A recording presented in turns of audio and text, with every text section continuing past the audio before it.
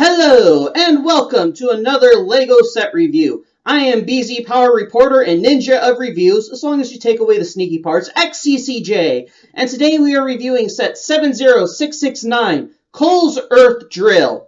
This is one of the new Ninjago Legacy sets, and it's actually rebuilding some of the older sets from the Ninjago theme. And this time we get one of my favorite sets redone, the Earth Drill.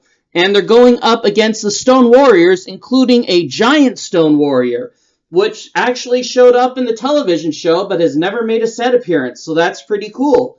For the ninjas, you got Kai and Cole and two Stone Warriors, a vehicle, giant Stone Warrior, lots of cool stuff. On the back, you can see an alternate scene showing the Stone Warrior fighting the ninjas and everything, and the vehicle sitting there. It shows some of the features, the stud launcher, the drilling part, always cool. This one can fit two ninjas, it appears. And then the Megafig is mobile, so lots of movement there. You also have some screenshots from the original show where this vehicle played a very important role. So it's cool to see it recreated, and it looks like it's a little bit larger than it was last time. And what's pretty interesting is we are collecting the golden weapons again. They're back!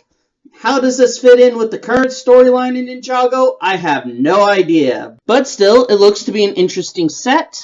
This set goes for $49.99 USD, so fairly expensive, and it comes with 587 pieces, plus extras per usual. And you can see down here that it comes from the second season of Ninjago. So, let's see what's inside the box. So there are a lot of interesting pieces in this set, but here are the ones that I thought were most unique. You have a couple of big wheel pieces and the drill. This only appeared in the last Earth Drill set. You got a giant windscreen piece now with some custom printing on it, so no stickers to get in the way. For the big fig, you also have this custom face print on this round piece, so that's cool. Again, not another sticker. You have a smattering of sand green pieces, always useful. A couple of them, like this hinge piece and the round plate, I believe those are fairly uncommon. You have a smattering of Technic pieces in orange and green and lime green. I don't know how common they are, but still worthwhile. These panel pieces aren't exactly rare, but they're still cool, and you get a couple of them in this set. Also, the round plate with a hole in it, the kind of rocky claw piece, this golden blade, as well as a gold unicorn horn, and this gold curved tile. One interesting thing is the ninjas have new helmets. So they've gone away with the two-piece helmet that was introduced for the LEGO Ninjago movie back to one single piece.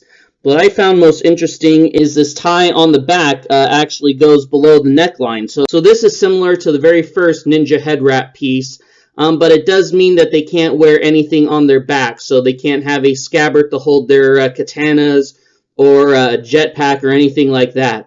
So it's kind of interesting that they're going this route. Maybe it's a homage to the original element, but that means we have new headpieces to collect. So you got Kai's in red and Cole's in black. An unusual piece, you get a couple of these 2x2 plates in magenta. They're hidden deep inside the build, so they're definitely filler pieces. For the collectible elements, you get the dragon hilt piece. It was introduced last year in the Hunted theme, but it's showing up a lot here as a part of the original Golden Weapons. So very cool. I can't wait to get more of them. It's a very neat piece. And also, on the Technic side, you get this gear piece in blue, and it has a rod in it instead of an axle like most of the gears we're used to. It's apparently appeared in one other Technic set last year. And it might be appearing in more this year, and the inventories just haven't been updated yet, but one shows up here. So if you're a Technic person looking for a lot of gears like that, this set might interest you. So here we get the minifigures. We have 4 minifigures, 2 ninjas, 2 stone warriors. Cole has some new printing. He has kind of a dragon design and his symbol on the back, and you can see the new head wrap goes down here. And his weapon is the Scythe of Quakes. Kai similarly has a dragon printing on his robe, his symbol on the back. This set he just gets to wield 2 katanas. For the Stone Warriors, they are very similar to the previous iterations we've had, but I think the torso printing at least might be slightly new. What did surprise me is that this is a green printing on the head, whereas previously we've had yellow, red, and blue. We haven't had green, so that's kind of a nice update. But otherwise, he's fairly generic, and his companion has yellow printing, same torso, but one of the new crossbows with a trans purple stud, as well as the new cone hats in red. The Stone Warriors have always been a little generic, and they all kind of look the same with slight updates, but it makes for good army builders, and they've appeared in a lot of sets, so you could collect a lot over the years. But enough about the figs, let's get on to the main builds. And here we have the first build, the Giant Figure Stone Warrior. He has a pretty similar design to the original Ant-Man Giant Man figure. He has the 2 legs, minifigure-like. There is a little bit of blue down there, so that ruins the color a little bit. But this one, he has an extended torso to allow for his 4 arms. I kind of like the wedge pieces on the torso. Kind of gives him some abs and texture to his armor, which looks good. The stickers on the legs and belt turn out really well and give some extra texture. And the head is nice. You have the printed face, but it's definitely hidden behind the base plate and definitely has the helmet look. I do like the bat wings and the horns really give off the samurai helmet look. And it's actually a bit better from behind where you can see some of the textured element here. The rest of the minifigure, however, looks pretty bland from behind. A lot of anti-studs visible. It would be nice if they had like some inverse tiles that they could put back there, but they really haven't introduced enough of that piece yet. Unfortunately, the backside's just not that great to look at. The arms have a little bit of motion. It's not quite the same as a regular minifigure, but he can get into a couple of poses. And the sword elements work too. So overall, it's a nice character, and it definitely gives some weight to the sheer size. Very similar to how the character appeared in the show. That said, he is a little top-heavy, keeps kind of falling over on me. I also have a little bit of problem with the proportion of the legs. I feel like even though they match the Giant Man figure, they're still a little too short for this torso. So maybe making them a couple studs longer would have been nicer. But for now, this is what we get. So, still a cool design, and it's nice to see that LEGO is making more characters in this large style. So I can't wait to see which ones they come up with next. But the main build here is the Earth Drill itself. It's a hefty vehicle and lots of fancy design. Along the edge, you can see all the kind of rocky bits. And a big giant engine built around with some sand green thrown in there. Big engine on the back with the blades coming out. Giant wheels and of course a function. So based on the gear mechanism in here, this spins one way while the drill spins the other way. It's a cool function that was used in the original. This time, instead of just the front wheels powering the drill, they also powered this motor in the back, so you can see this spin as well. This has a nice design with the clips, kind of at different angles, so it looks kind of cool when the motor's turning. I'm not quite sure what function this is supposed to show off, but I'm guessing just a working engine, and like maybe the idea is the main engine is back here, and that's powering the drill, while really the set is all being powered on this wheel.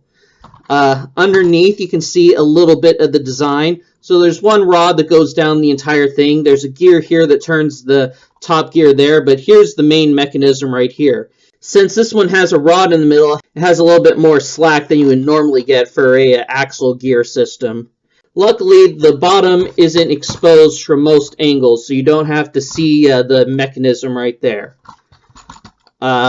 So from the top, you can see more of the cockpit, this giant windscreen. This is luckily printed, no sticker.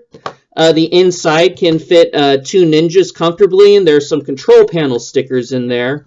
This is a little bit better than the original set, which could only fit 1 character.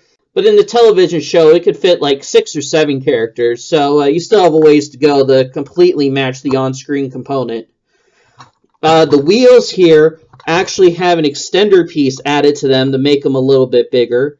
So that's a clever design to use the same pieces but give them some added bulk. You have this kind of engine right here. Doesn't do much, but you also have clips to hold on to some katana weapons as well. And yeah, lots of design. So it's definitely cool to see them revamp the vehicle from a couple of years ago.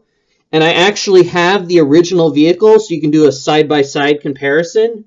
The two are definitely different sizes. This one is much bigger, but it's also like almost twice the price.